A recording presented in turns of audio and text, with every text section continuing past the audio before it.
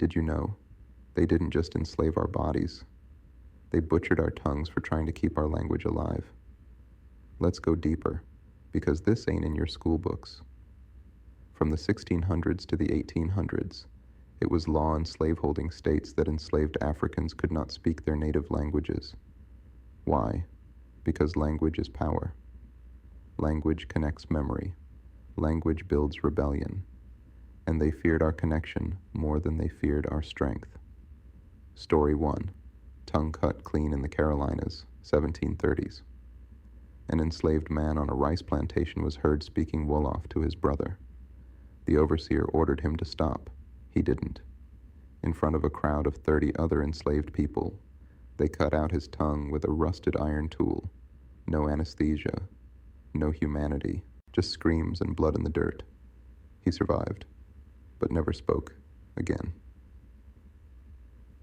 Story 2. Louisiana, where language was treason. In the French-controlled South, enslaved Africans still spoke Yoruba, Fon, and Congo. But after the 1768 slave revolts, it was declared a crime to speak African dialects. One woman, pregnant, was caught whispering to her daughter in Mandinka. They tied her down, burned her tongue with a branding iron. She gave birth 3 weeks later, in silence. The baby was sold by the end of the month. Story 3. The Iron Mask. Georgia, 1812. A group of Africans was newly imported, still speaking their native language. To stop them from plotting, the slave owner had iron muzzles made. They were forced to wear these for weeks. No food unless someone else fed them. No talking. No crying. No memory allowed. One man suffocated overnight when vomit pooled inside his mask.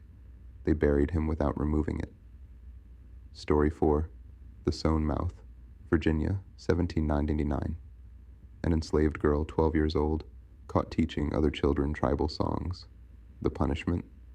Her mouth was sewn shut with twine, threaded through her lips, hole by hole. She didn't die, but the message was clear. If you pass down the culture, we'll erase your face. Story 5. Slave Codes and Spiritual Silencing.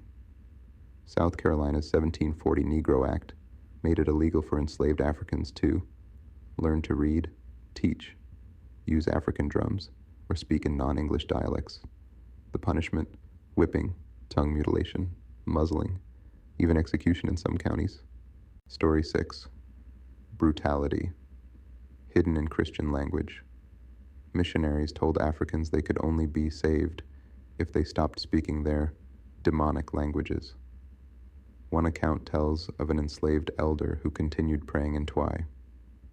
The pastor ordered her mouth to be filled with salt, vinegar, and ash, and sewn shut. She died from infection. They buried her behind the chapel. No headstone, no prayer. Story 7. The auction block translator, killed for speaking truth. One man on a slave auction block was bilingual in English and Yoruba. He tried to warn other captives what was happening.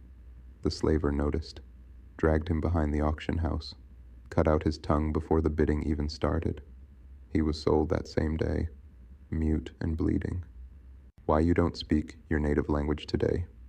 This is why most black people in the Americas don't speak Yoruba, don't speak Igbo, don't speak Wolof, Kikongo, Zulu, Mandinka, or Twi, because those tongues were cut, because those mouths were burned, because our ancestors were forced into silence and punished for remembering.